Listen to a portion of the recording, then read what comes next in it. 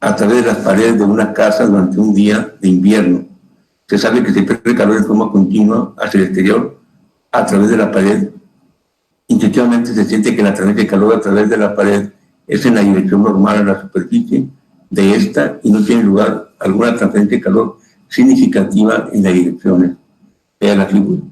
Aquí se puede observar la figura que la transferencia de calor es unidireccional y en un plano la temperatura es constante. Por ejemplo, aquí 11, 11, 11.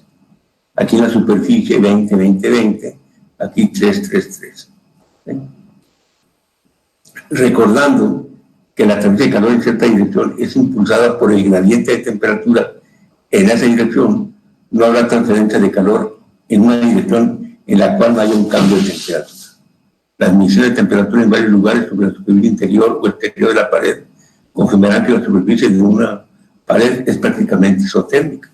Esta superficie es isotérmica, esta que está aquí en medio es isotérmica. No se generan gradientes aquí, por lo tanto no hay transferencia de calor en esa dirección. Hacemos ahora un balance de calor en una pared como la que se muestra en la figura 2. Aquí está la pared. Aquí está el elemento de volumen. Aquí está el gradiente de temperatura.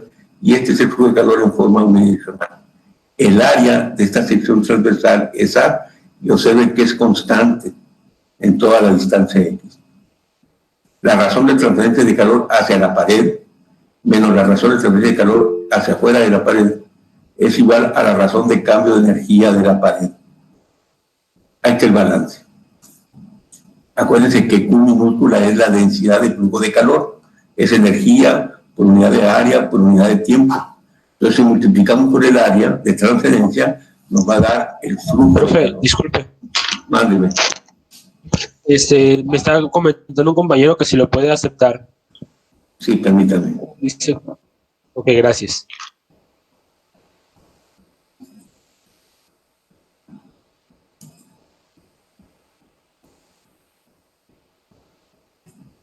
¿Se ve la imagen?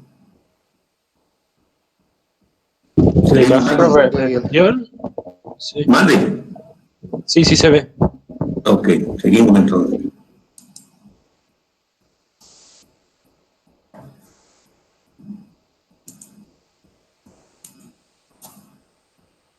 Aquí está el balance de energía entonces. La energía que entra a una instancia X menos la energía que sale a una instancia X más delta X es igual a la acumulación de energía dentro del elemento. El área de la sección transversal por el espesor me da el volumen, por la densidad me da la masa, por el Cp, por el cambio de la temperatura con respecto al tiempo me está dando la variación de la energía dentro del elemento con respecto al tiempo. Dividiendo entre menos A por delta X, o sea, el elemento de volumen, tenemos que Qx en X más delta X menos Qx en X sobre delta X es igual a menos ρ por la Cp por la parcial de T con respecto al tiempo. Le aplicamos el límite cuando delta X tiende a 0 y obtenemos esa expresión. Esa es una ecuación diferencial parcial, porque aquí tenemos la variación de la posición X y del tiempo,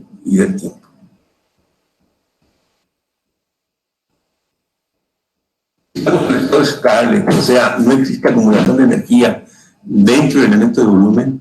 La ecuación anterior se transforma en, esa ecuación 1 se transforma en esa ecuación. Esa ecuación ya la conocemos. Me dice que la variación del flujo, la densidad del flujo de calor con respecto a X es igual a 0. Eso implica que Qx es una constante. Sustituyen la ecuación de Fourier en la ecuación 2, eso es, si la transferencia de calor es por conducción, tenemos esa ecuación que está ahí. En la ecuación 3, si la conductividad térmica es una constante, tenemos esa ecuación. Dígame. Profe, una compañera quiere entrar también. Una disculpa.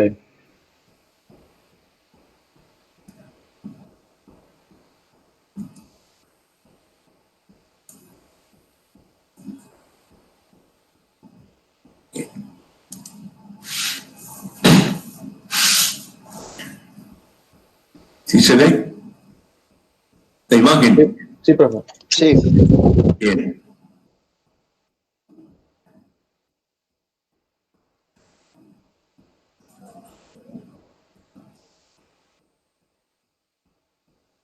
medidas constantes, tenemos esta ecuación que está aquí. Es la ecuación 4. Resolviendo esta ecuación tenemos lo siguiente. Es el perfil de temperatura. Esta ecuación ya la vimos anteriormente. Menos K por T es igual a C1X más C2. Es una línea recta, ¿sí? De pendiente negativa. Las condiciones de la frontera, de acuerdo con la figura 2, son las siguientes. Cuando X es igual a 0, la temperatura vale T1, y cuando X es igual a L, o sea, el espesor de la pared, T es igual a T2. Sustituyendo en la ecuación 5 tenemos que C2 vale menos KT1, y C1 es igual a K por T1 menos T2 sobre L.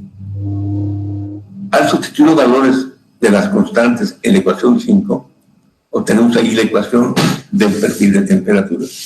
Y se puede ver que es una línea recta de pendiente negativa. Perfil de temperatura. Anteriormente obtuvimos la siguiente ecuación diferencial. Aquí está. Es el flujo de calor en una pared plana cuando no hay acumulación de energía dentro del elemento. Es la ecuación 2, es la derivada de Q con respecto a X, es igual a 0. Resolviendo esta ecuación, tenemos que Qx es igual a una constante. Sustituyendo la expresión de la constante C1, que se calculó anteriormente con la cantidad del límite, se obtiene esa expresión. Qx es igual a K por T1 menos T2 sobre L. Reordenando esta ecuación, bueno, esta ecuación nos permite determinar el flujo de calor por unidad de área, o sea, es la densidad del flujo de calor. Si estamos interesados en la razón del flujo de calor, o sea, Q mayúscula, multiplicamos la ecuación 8 por el área de transferencia, o sea, A, ahí tenemos. Entonces ya obtenemos una expresión para calcular el flujo de calor.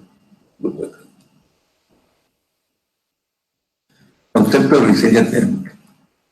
Ecuación 9, para la conducción de calor a través de una pared plana, se puede reacomodar para obtener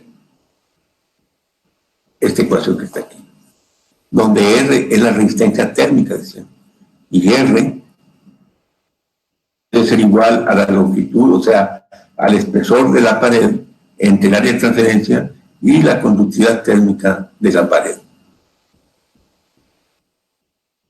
Consideremos la transferencia de calor por convección desde una superficie sólida de área superficial AS y temperatura superficial TS hacia un punto suficientemente lejos de la superficie, que es T infinito, con un coeficiente de transferencia de calor por convección H. La ley de Newton de enfriamiento para la transferencia de calor por convección es esta. La temperatura de superficie menos la temperatura lejos de la superficie por el área, por el coeficiente de transferencia de calor, me da el flujo de calor. La puedo escribir de esta manera. TS menos T infinito, que es la fuerza motriz, entre una resistencia por convección, donde la resistencia por convección es igual a 1 sobre el área por el coeficiente de transferencia de calor. Esa es la resistencia térmica para un proceso por convección.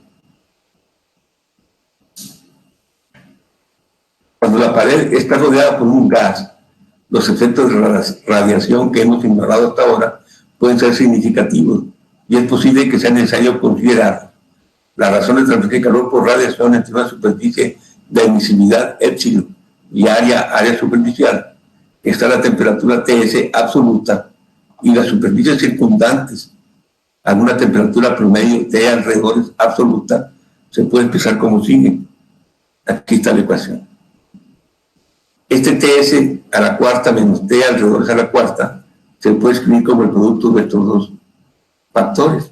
Si yo multiplico esto por esto, me va a dar esto que está ahí. Entonces, si a todo esto que está aquí, epsilon por sigma, por este TS al cubo menos más TS al cuadrado, etcétera, todo eso lo voy a llamar coeficiente de radiación H. Entonces, esta expresión se parece ya mucho a la fórmula de Newton. Un área de transferencia por un coeficiente por una diferencia de temperatura. Bien, entonces, donde el coeficiente de calor por radiación es el siguiente. Ese es el coeficiente. Esto que está aquí, este término que está aquí, es igual que este factor por este factor. Usted lo puede desarrollar y van a dar cuenta que es el mismo. ¿Sí? Es el coeficiente por radiación, donde la resistencia por radiación debe ser 1 sobre el área por el coeficiente de radiación, que es este que está aquí. Esa es la resistencia térmica por radiación. En el caso donde la transferencia de calor desde una superficie al medio fluido ocurre por convección y radiación simultáneamente, como se muestra en la figura, el coeficiente de transferencia de calor combinado es el siguiente. Aquí tengo la superficie. Y el calor se transfiere de la superficie al medio. Y es por convección y es por radiación. Entonces el calor total debe ser la suma del calor por convección más el calor por radiación. O sea, están en paralelo. El calor total es igual al calor por convección más el calor por radiación. Y el por convección es igual al área superficial por el coeficiente convectivo por la diferencia de temperatura, más el área de transferencia por un coeficiente de radiación por una diferencia de temperatura. En este caso, la temperatura exterior es diferente que la temperatura alrededor, pero generalmente son iguales. ¿Sí? En el caso de que sean prácticamente iguales, tenemos esta expresión que está aquí, donde es el área superficial por el coeficiente de convección más el coeficiente de radiación por la diferencia. Este que está aquí se llama coeficiente de transferencia del calor combinado, convección y radiación. ¿Quién llegó ahora?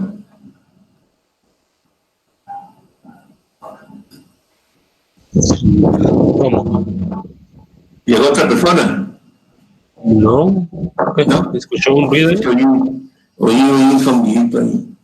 Entonces, el coeficiente de transferencia de calor combinado es la suma de estos dos coeficientes. Entonces, el calor total es igual a la área de transferencia por el coeficiente combinado por la diferencia de temperaturas. Por la diferencia de temperatura. Aquí está. Donde el H combinado es la suma de estos dos coeficientes. Eso solamente se puede hacer cuando la temperatura del medio y los alrededores son iguales. Red de resistencias térmicas. Consideremos ahora la transferencia de calor unidimensional en estado estacionario a través de una pared plana de espesor L, área A y conductividad térmica K, que está expuesta por convección sobre ambos lados hacia fluidos a las temperaturas T infinito 1 y T infinito 2, con coeficientes de transferencia H1, H2, respectivamente, como se muestra en la figura. Aquí está la pared.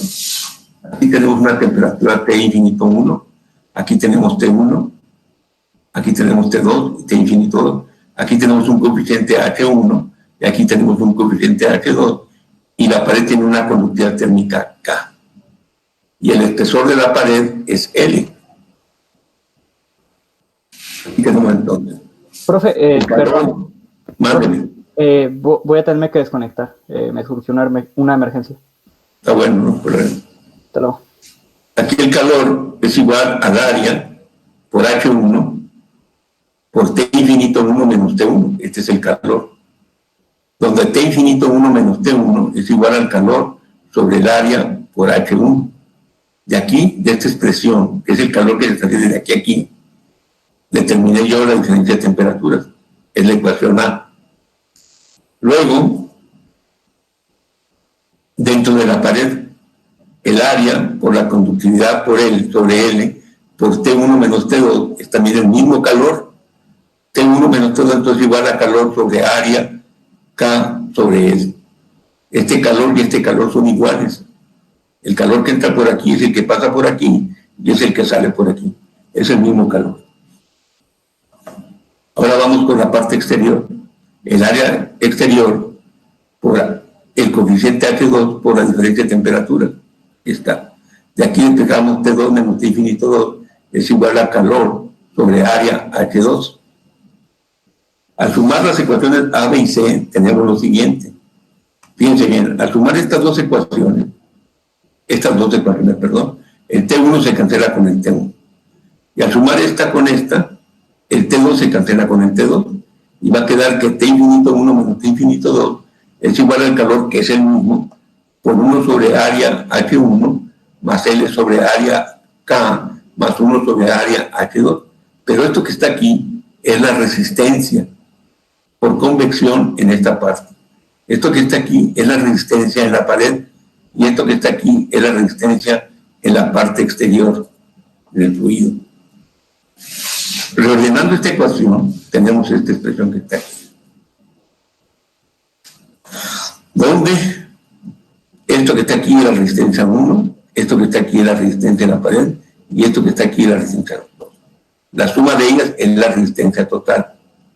Fíjense bien, cuando las resistencias, como en este caso, están en serie, o sea, una enseguida de la otra, la resistencia total es la suma de las resistencias, es la resistencia total. Y entonces el flujo de calor lo puedo calcular con las temperaturas extremas, esta, y la resistencia de cada una de las resistencias, válgame la redundancia, y eso nos da el flujo de calor. Paredes planas de capas múltiples.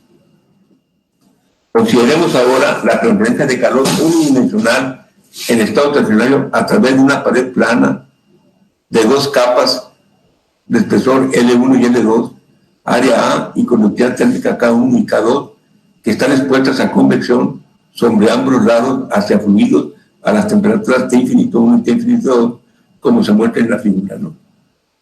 Ahí está la figura. Son dos paredes, ¿sí?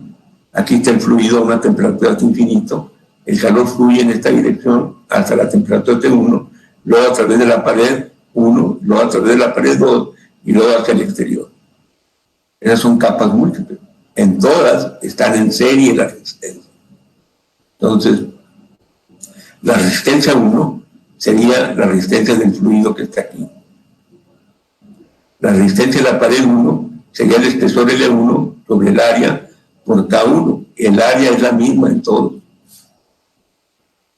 La pared 2 sería 1 sobre área K2 y la pared exterior sería 1 sobre área H2.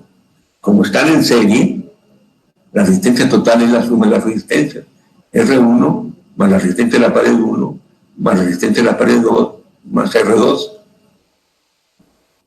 Esa es la resistencia total. Por lo tanto, el calor tiene que ser T infinito 1 menos T infinito 2 entre la resistencia total. Esto lo puedo hacer solamente cuando las resistencias están en serie. Ejemplo, considere una pared gruesa de 3 metros de alto, 5 metros de ancho y 0.03 metros de espesor, cuya conductividad térmica es de 0.9 watts sobre metro grado centígrado. Cierto día se mide la temperatura de superficie interior y exterior de la pared y resulta ser 16 y 2 grados centígrados, respectivamente. Determina la razón de pérdida de calor a través de la pared de ese día. Esta es la pared. En este caso, hay una sola resistencia. ¿Sí? Entonces, la resistencia va a ser el espesor entre el área por K, y me da 0.0222 grados centígrados sobre watt. Vean las unidades. Entonces, Q tiene que ser la diferencia de temperatura, 16 menos 2 sobre la resistencia. Aquí siempre es la temperatura mayor menos la menor. Eso me da 630 watts. Ese es el flujo de calor a través de esa pared cuando tenemos esa diferencia de temperaturas, ¿verdad?, en dicha pared. Ejemplo 2. Considero una ventana de vidrio de 0.8 metros de alto y 1.5 metros de ancho, con un espesor de 8 milímetros y una conductividad térmica de 0.78 watts sobre metro grado centígrado. Determine la razón estacionaria de la transferencia de calor a través de esa ventana de vidrio y la temperatura de su superficie interior para un día durante el cual el cuarto se mantiene a 20 grados centígrados, en tanto que la temperatura exterior es de menos 10 grados centígrados. Tomen los coeficientes también de calor de la superficie interior y exterior de la ventana como 10 watts sobre metro cuadrado centígrado y 40 watts sobre metro cuadrado centígrado respectivamente. Esta es la ventana de vidrio. Aquí está la temperatura exterior, la temperatura de esta superficie que es T1, la temperatura T2 en esta superficie y la temperatura exterior de menos 10. Nos dan los coeficientes y nos dan el exterior, el espesor. Entonces calculamos el área de transferencia. 0.8 metros por 1.5 me da 1.2 metros cuadrados. Luego calculamos la resistencia exterior o la resistencia 1. Es 1 sobre el área por el coeficiente H1 y me da 0.8333 grados centígrados sobre el watt. Luego calculamos la resistencia a la ventana, que es el espesor en metros, 0.008 metros, entre el área por el coeficiente de transferencia de calor por la conductividad térmica, del vidrio. Y eso nos da una resistencia de 0.00684. Luego calculamos la resistencia 2, 1 sobre el área por el coeficiente. Y eso nos va a dar 0.02083 grados centígrados sobre el watt. Como están en serie, la resistencia total debe ser la suma de ellas, y es 0.111 grados centígrados sobre watts. Por lo tanto, el calor va a ser 20 menos 10, es la temperatura mayor, menos la menor. Entre la resistencia total, y eso me va a dar 270.27 watts. Esa es la pérdida de energía. Ahora, estamos interesados en determinar la temperatura T1. Entonces tenemos que el calor, este calor que calculamos aquí, también debe ser igual a T infinito 1, que es este valor, menos T1 sobre la resistencia 1. Aquí la incógnita sería entonces T1. Entonces T1 va a ser igual a 20 menos el calor por la resistencia R1, y eso nos va a dar menos 2.52 grados centígrados. Quiere decir que la temperatura que tenemos aquí en este punto es de menos 2.52 grados centígrados.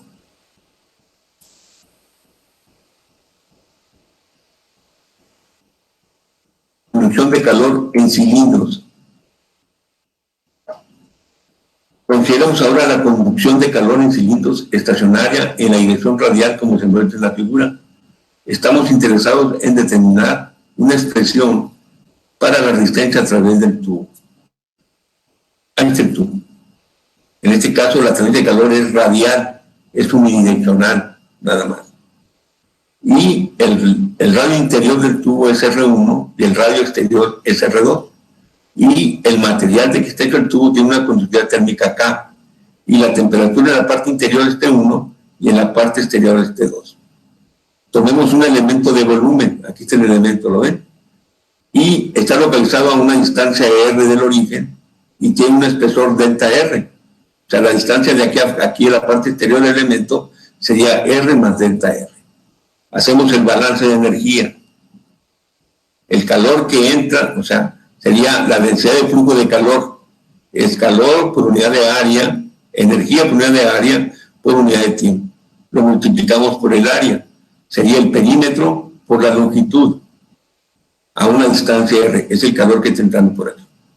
Menos el calor que sale a una distancia R más delta R. Es el que sale por aquí. Y eso es igual a la acumulación, que es el elemento de volumen por la densidad me da la masa, por el CP, por la variación de la temperatura con respecto al tiempo. Al dividir entre 2πL delta R, aquí no utilizo la R aquí. ¿Por qué? Porque esta R y esta R son diferentes, no es constante. Este es R y este es R más delta R. Por eso al dividir aquí no aparece la R, no aparece la R. Entonces al dividir tenemos entonces esa expresión. Si aplicamos el límite, cuando delta R tiende a 0, se convierte en una derivada. Esta es la parcial de QR por R con respecto a R, es igual a menos ρ por R por CP por la parcial de T con respecto al tiempo. Esa es la ecuación diferencial. Hay dos variables, la posición y el tiempo. Profe, una duda. Dígame. ¿Por qué después de la división no aparecía R? Sí, porque esta R que está aquí, esta R y esta R son diferentes, no es constante. ¿Sí? Esta R es R y este es R más delta R. ¿Me explico? Sí, sí. Este es R y este es R más delta R. Son diferentes. Entonces no puedes dividir sobre R porque son diferentes. No se puede eliminar porque son diferentes. Eliminarías esta, pero esta no. Aquí te queda R más delta R sobre R. Y no nos sirve eso para nada. Por eso nomás dividimos sobre 2πl delta R para que nos quede aquí QR multiplicado por R. Esto es importante, porque ahora QR ya no es una constante. En el caso de una pared plana, QX era constante. ¿Por qué? Porque el área de transferencia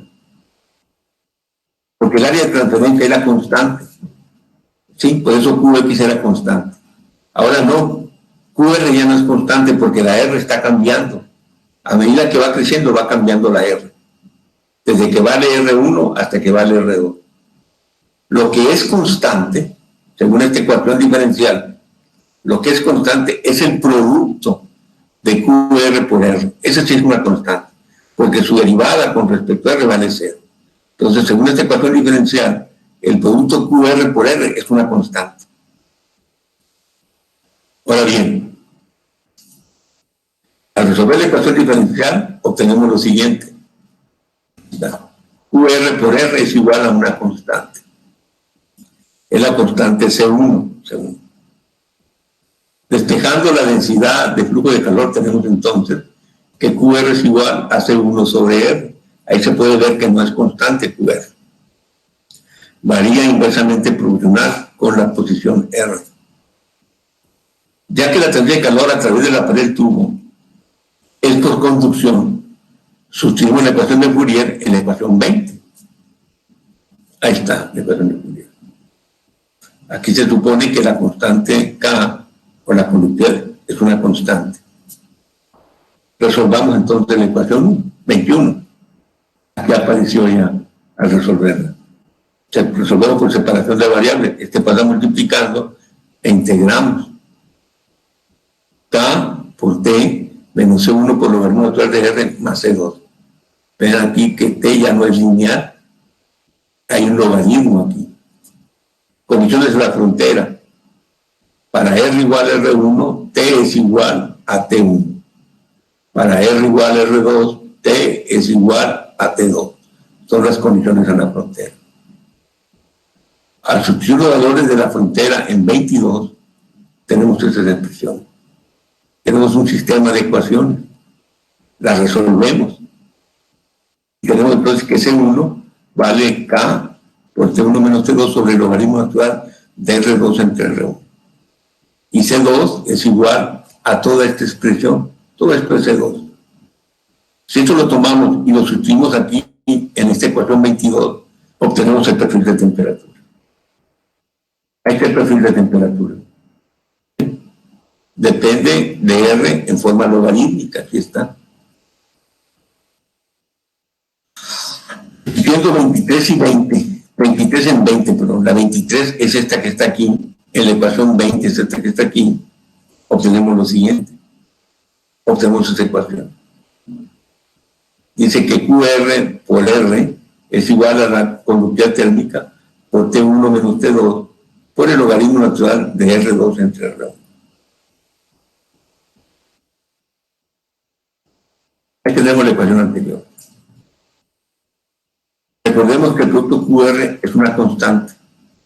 Si multiplicamos ambos lados de la ecuación 26 por 2πl, por 2πl, no se altera. Ahí está, no se ha alterado. Pero esto que está aquí es un área a una distancia R, que multiplicado por el flujo en esta distancia R, me va a dar el flujo de calor. Esa es una constante. Es la Q mayúscula. Y es igual a 2πlk por T1 menos T2 sobre el logaritmo natural de R2 entre R1. Ahí está. Esta ecuación 27 la puedo reordenar de esa manera, como T1 menos T2 sobre una resistencia térmica, donde la resistencia térmica debe ser igual al logaritmo natural de R2 entre R1 sobre 2pi K. Fíjense que ya cambió en coordenadas cilíndricas, o sea, para un tubo, ya cambió la resistencia. Es el logaritmo natural del radio exterior entre el radio interior sobre 2pi L por K. Es la resistencia térmica. Ejemplo. Está fluyendo vapor de agua a través de un tubo de acero cuya conductividad térmica es de 8.7 BTU por hora pie grado Fahrenheit, cuyo diámetro interior y exterior son 3.5 pulgadas y 4 pulgadas respectivamente. En un medio, a 55 grados Fahrenheit, el tubo está aislado con fibra de vidrio con una conductividad térmica de 0.20 BTU por hora pie grado Fahrenheit, de 2 pulgadas de espesor. Si los coeficientes de transferencia de calor en el interior y exterior del tubo son 35 BTU por hora pie cuadrado grado Fahrenheit respectivamente, determina la razón del pérdida de calor del tubo por pie de longitud si la temperatura del vapor es de 450 grados Fahrenheit. ¿Cuál es el error que se incurre al despreciar la resistencia térmica del tubo de acero en los cálculos? Primero la figura. Ahí está el tubo. Por aquí va vapor a 450 grados Fahrenheit. Esta es la parte interior del tubo, la parte exterior y el aislamiento. Entonces, ¿qué hacemos primero? Calculamos el área interior. El área interior sería pi por diámetro interior por la longitud, ¿verdad? Es el perímetro por longitud. Aquí está. Este es el área de la parte interior del tubo. Por lo tanto, la resistencia interior debe ser 1 sobre el área por el coeficiente interior, que es H1, que vale 30 BTU por hora, grado Fahrenheit, pie cuadrado. Y aquí nos va a dar los valores de la resistencia interna. Luego calculamos la resistencia del tubo. La resistencia es igual al logaritmo natural del radio 2 entre el radio 1, o puede ser el diámetro 2 entre el diámetro 1, no importa. Es un cociente de dos valores de las mismas unidades. Entre 2 veces pi por la longitud, dice que la longitud es un pie por la conductividad que vale 8.7, y eso nos va a dar 0.00244 horas grados Fahrenheit en BTU. La resistencia del aislante también es cilíndrica, es el radio exterior, ¿verdad? Que es el radio exterior del tubo, el diámetro exterior del tubo, más 2 veces el espesor del aislante entre el diámetro exterior. Permítanme empezar aquí el tiempo.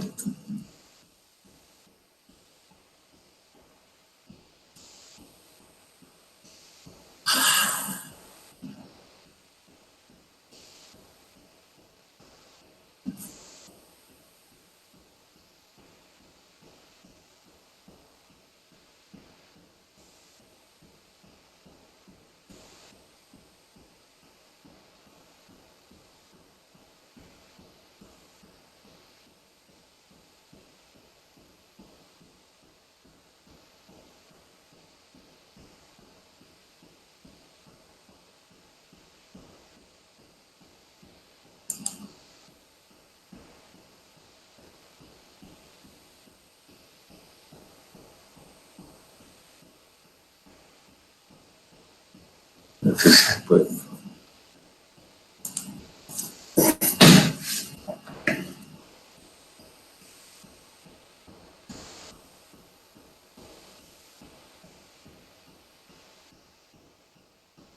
la resistencia del tubo, la resistencia del aislante.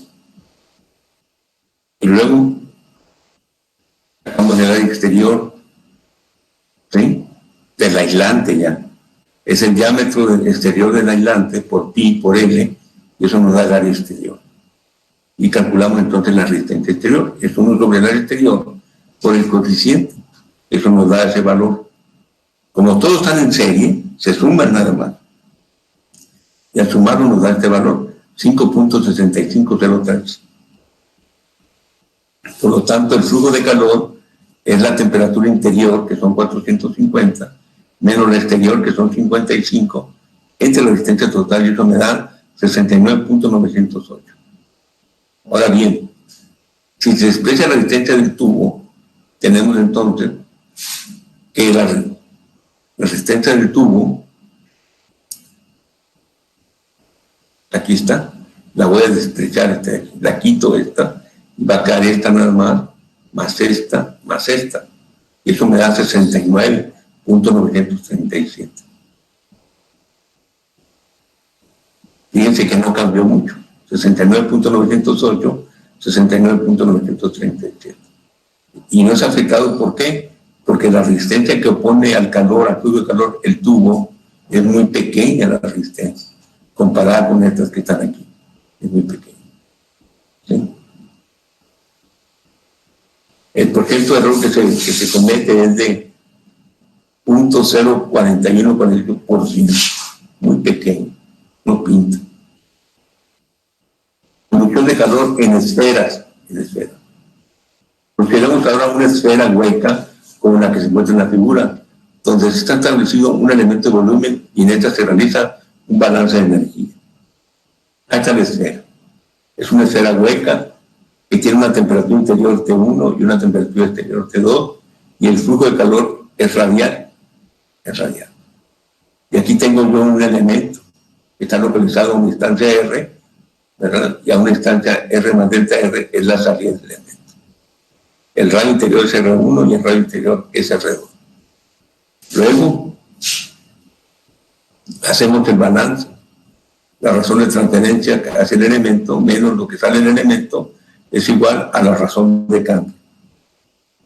Luego hacemos el balance de energía, aquí está. Otra vez QR por el área. Es una esfera 4πr cuadrada. Menos QR por el área a una instancia R más delta R, y esta es una instancia R, y esta es la acumulación. Dividiendo entre menos 4pi delta R, tenemos entonces esa expresión. Si aplicamos el límite, tenemos esa expresión, que es la derivada parcial de QR por R cuadrada con respecto a R, es igual a menos R cuadrada por ρ por Cp, por la parcial de T con respecto al tiempo. Vamos al estado estacionario o estado estable. La ecuación 29 se transforma en lo siguiente. Esta es la ecuación 29. Se transforma en esa ecuación. Y me dice a mí que el producto de QR, que es la densidad de flujo de calor, por R cuadrada, es una constante. QR no es constante, sino el producto de QR por R cuadrada.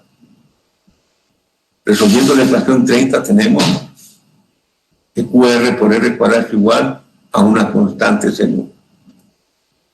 Despejando QR, tenemos esa expresión. Sustituyendo la ecuación de Fourier en 32, tenemos esa expresión. Resolviendo por separación de variables, tenemos esa expresión que está aquí. El dr pasa multiplicando por acá y queda dr por r cuadrada. Y se integra. La integral de dt es t.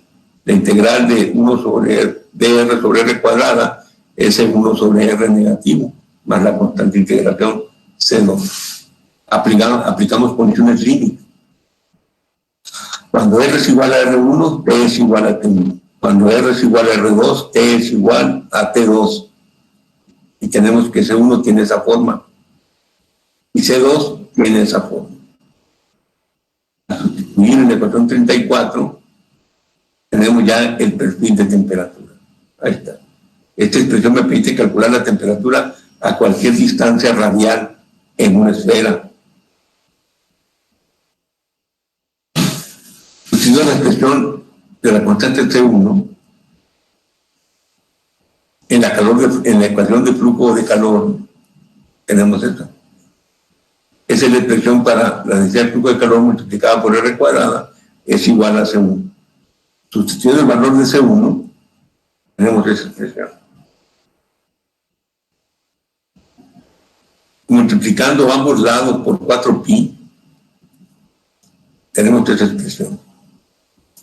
Donde 4pi R cuadrada es el área. Por la densidad me da el flujo de calor. Y aquí me quedaría 4pi por todo esto. que se puede escribir como T1 menos O sobre una resistencia, donde la resistencia térmica va a ser igual a R2 menos R1 sobre 4pi R2 por R1. Esta es la expresión de la resistencia térmica para una superficie esférica. Ejemplo.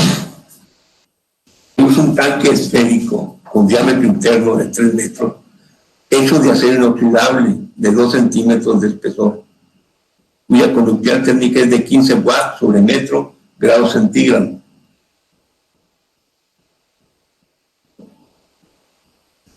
Para almacenar agua con hielo a una temperatura T infinito 1 de 0 grados centígrados.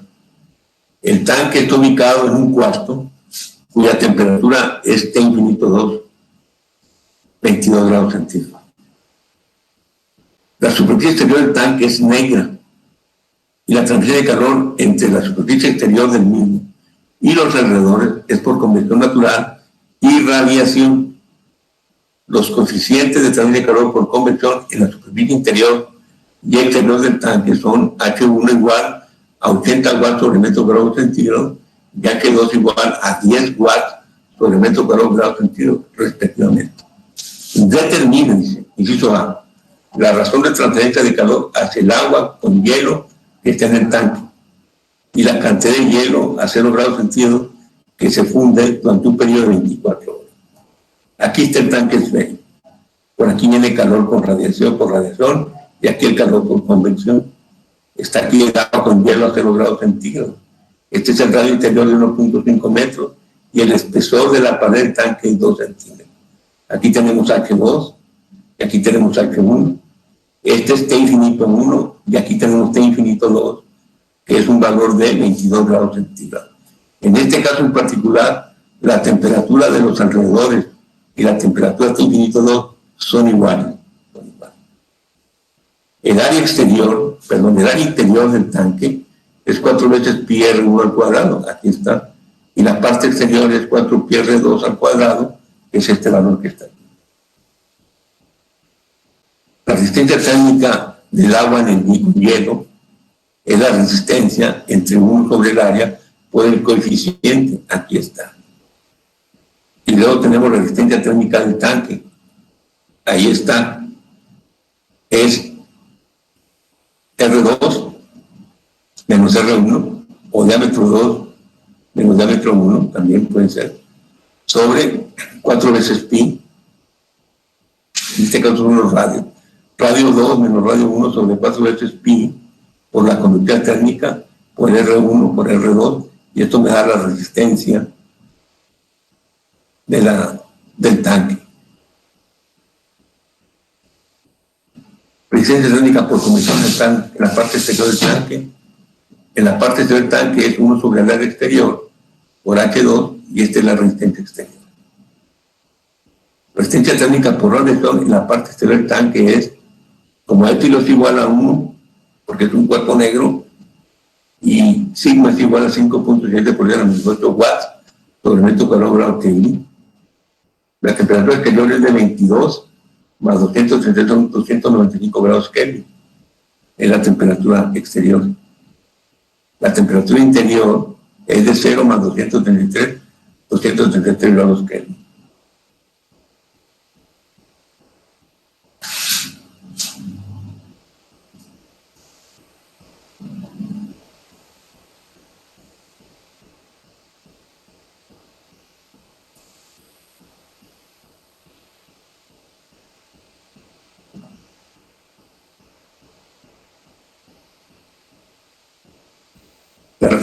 La resistencia por radiación es 1 sobre el área, epsilon, el área exterior, epsilon sigma, por la temperatura exterior, más la temperatura de la superficie del tanque, que es T2, que no la conocemos, al cuadrado, multiplicado por la temperatura exterior menos la temperatura de la superficie del tanque, que vuelvo a repetir, no la conocemos.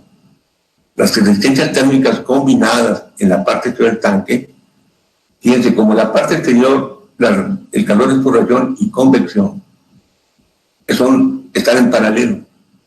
Y cuando están en paralelo, 1 sobre la resistencia total es igual a 1 sobre la resistencia 1 más 1 sobre la resistencia 2 más 1 sobre la resistencia, así sucesivamente, cuando están en paralelo. Es algo similar a lo que ustedes usaban en las resistencias eléctricas, ¿sí? Están en paralelo.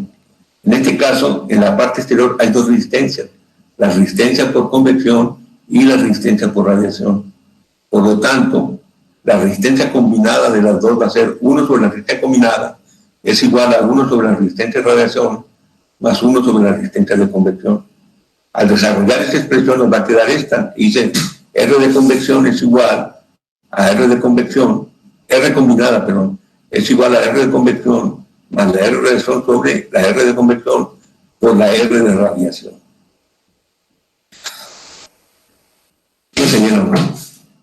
La siguiente tabla muestra el calor transferido desde la parte exterior de la superficie exterior del tanque para diferentes temperaturas T2 en la superficie exterior del tanque. Aquí tengo el tabla. Aquí supuse diferentes temperaturas en la superficie exterior. Acuérdense que no la conocemos la superficie. Y calculamos la resistencia por convección, la resistencia por radiación y secamos la resistencia combinada. Y con esto calculamos el calor que se transfiere para esta temperatura, el calor que se transfiere del exterior hacia el tanque. Eso lo hacemos para diferentes temperaturas. Aquí está. Luego, en esta siguiente tabla, tenemos el calor transferido desde la parte exterior hasta la parte interior del tanque.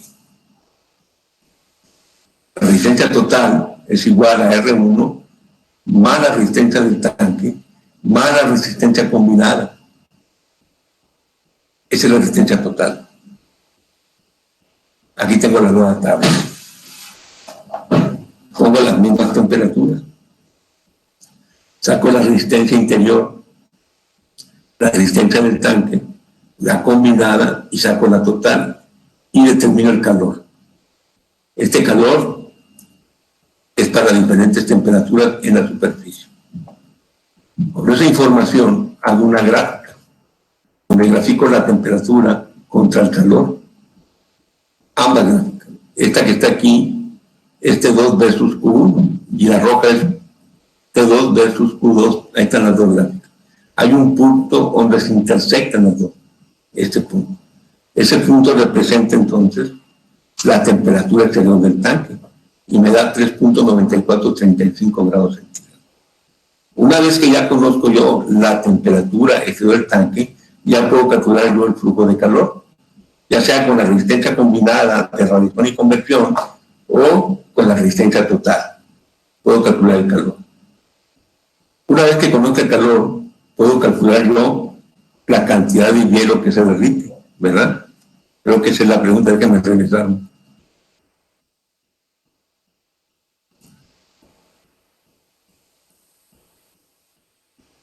Y aquí determine la cantidad de hielo que se funde en un periodo de 24 horas. Esa es la pregunta.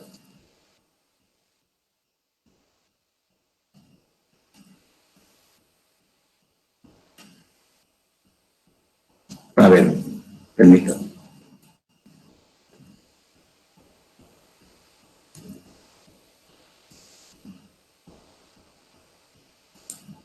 Una pregunta por aquí. Ya tengo yo la temperatura exterior del tanque frío. Con ella puedo calcular yo el flujo de calor que está pasando del exterior hacia la mezcla de agua con hielo. ¿Cómo puedo determinar yo entonces la cantidad de hielo que se funde en 24 horas? ¿Cómo lo podría hacer? ¿Quién me puede responder eso?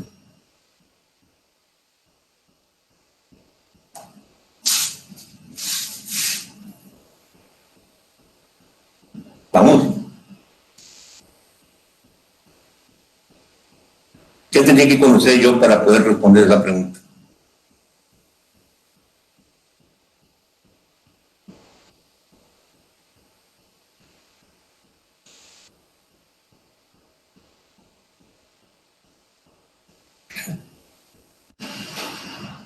Cuando yo paso de un líquido saturado a un vapor saturado, esos procesos son procesos isobáricos e isotérmicos. Y el calor que se adiciona para hacer ese cambio de fase ¿Cómo se llama? ¿Qué calor es ese? Cuando quiero pasar de líquido saturado a vapor saturado, yo agrego calor. ¿Cómo se llama ese calor? ¿Calor de qué se llama? Calor específico. No. Se llama calor de vaporización, se llama. ¿Sí? Y ahí ocurre un cambio de fase, Y ocurre siempre a temperatura y presión constante. Son procesos isobáricos e isotérmicos. Es un proceso de cuasi equilibrio o de equilibrio, ¿verdad? Ahora bien, cuando yo estoy pasando calor al tanque con hielo, el hielo, ¿qué va a pasar con el hielo? Va a cambiar de estado. Va a cambiar del estado sólido al estado líquido, a temperatura constante, en este caso a 0 grados centígrados. ¿Ese calor cómo se llama? ¿Calor de qué?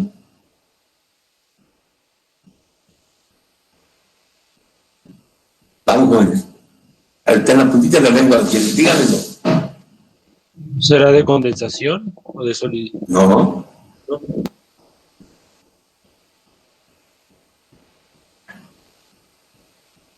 Cuando yo estoy pasando del estado del vapor saturado al líquido saturado, ahí se está condensando. En este caso estamos pasando de un estado sólido a un estado líquido. ¿Qué está pasando con el sólido? ¿Se está qué? Se está fundiendo. Entonces es un calor de fusión, Entonces lo que yo tengo que hacer, una vez que ya conozco yo el calor que se transfiere del exterior hacia la capa, hacia la mezcla de agua con hielo, puedo buscar en la bibliografía el calor de fusión del hielo a 0 grados centígrados. Una vez que tengo ese calor va a estar en unidades de energía, puede ser kilojulios por kilogramo. Entonces quiere decir que el calor que yo adiciono, esa energía por unidad de tiempo, lo igualo con la masa de hielo por el calor de fusión, me va a dar la masa en la unidad de tiempo que se está fundiendo. Si es por segundo, me va a dar la masa por segundo. Y eso lo convierto yo en 24 horas. ¿Me explico? Ya voy a tener el calor que se funde en 24 horas. Bien. Sigamos, pues.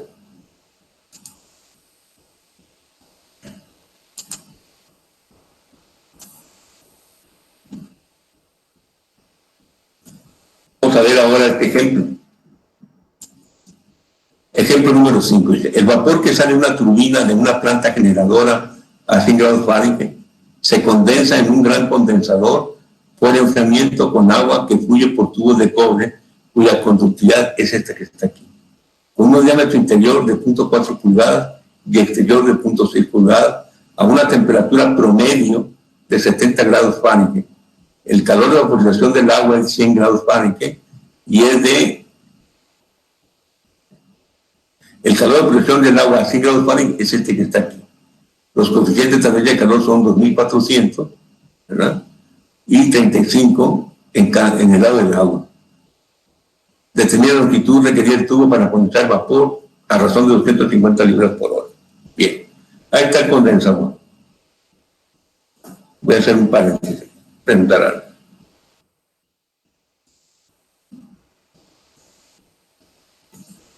Cuando vieron termodinámica, vieron el ciclo Rankine.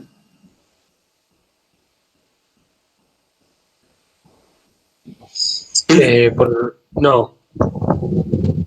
¿Quién fue termodinámica?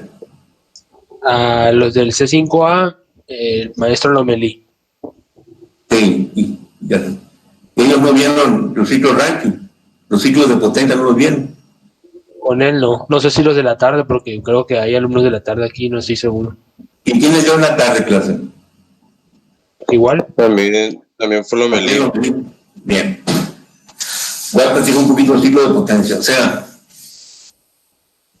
las compañías eléctricas utilizan vapor de agua o gas para generar energía.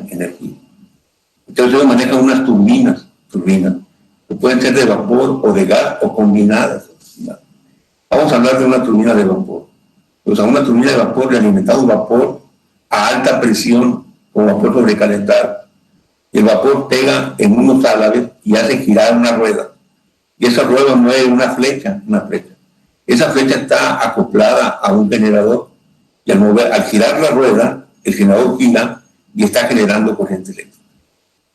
Entonces el vapor que entra a alta presión, cuando va a hacer todo este recorrido a través de la turbina, sale exacto a la salida, a baja presión sale, porque los condensadores están tomando el vapor y lo están condensando después.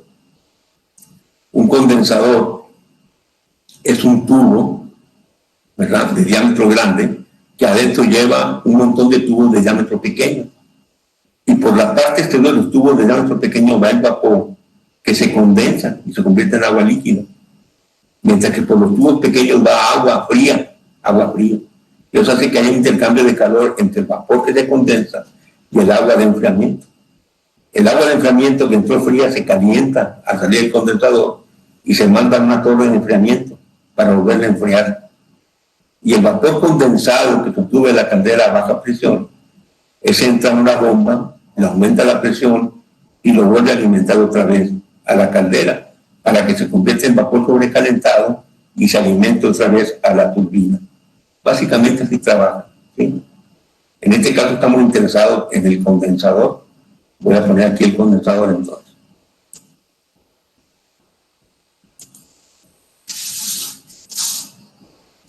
Ese es el condensador. Aquí está entrando el vapor a 100 grados Fahrenheit con 250 libras por hora. Ese es el flujo máximo que está entrando aquí. Y por aquí está entrando agua fría y sale el agua fría, se calienta y sale por aquí más caliente. La temperatura promedio entre esta temperatura y esta temperatura es el promedio aritmético. Eso nos da 70 grados Fahrenheit. O sea, esta temperatura más esta temperatura sobre 2 me da 70 grados Fahrenheit. Y luego por aquí sale pura agua líquida. Bien, entonces nos dicen nosotros. El calor latente de vaporización aquí, a 100 grados Fahrenheit, es 1037 BTU por libra. Los coeficientes de calor son 2400 en el lado del vapor. O sea, aquí en la parte exterior del tubo del serpentín es 2400. Y dentro del tubo es de 35 BTU por hora. Grados Fahrenheit, pie cuadrado. Nos piden que terminemos la longitud del tubo para condensar el vapor a esta razón de 250 libras por hora. Bien. Primero, rapidez de transmisión de calor. Disculpe, El calor. ya son las 11. ¿Tienen clase enseguida? Pregunto. Sí. ¿Tienen clase entonces? Sí. Bien. Déjenme seguir.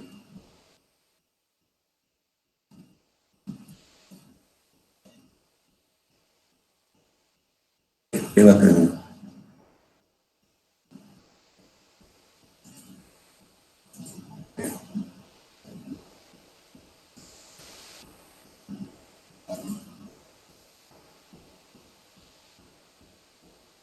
Bien.